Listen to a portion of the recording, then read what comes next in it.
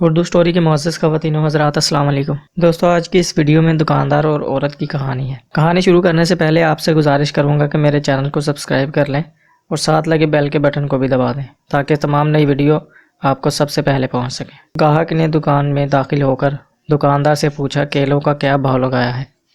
دکاندار نے جواب دیا، کیلے 12 درہم ہیں اور سیب 10 درہم۔ اتنے میں ایک عورت بھی دکان میں داخل ہوئی اور کہا، مجھے 1 کلو کیلے چاہیے، کیا بھاؤ ہے؟ دکاندار نے کہا، کیلے 3 درہم اور سیب 2 درہم۔ عورت نے الحمدللہ پڑھا۔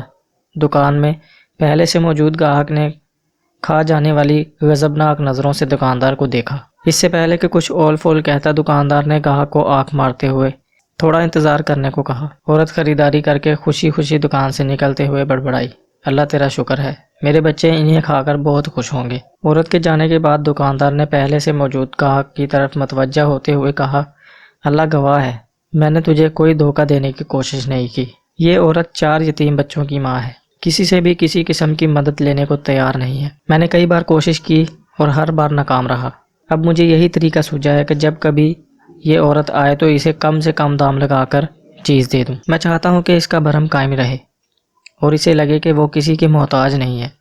میں یہ تجارت اللہ کے ساتھ کرتا ہوں اور اسی کی رضا و خوشنودی کا طالب ہوں۔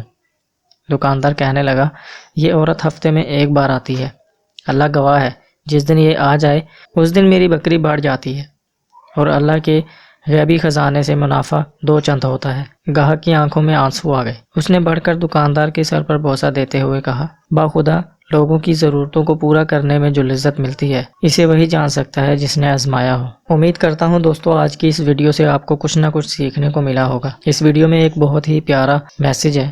دوستو اس ویڈیو کو زیادہ سے زیادہ شیئر کریں تاکہ یہ ویڈیو ہر انسان کے پاس پہنچ جائے، اور ہماری دعا ہے کہ اس دنیا میں جتنے بھی یتیم بچے موجود ہیں اللہ تعالیٰ ان سب کی مدد فرمائے، ان پر رحم فرمائے، آمین۔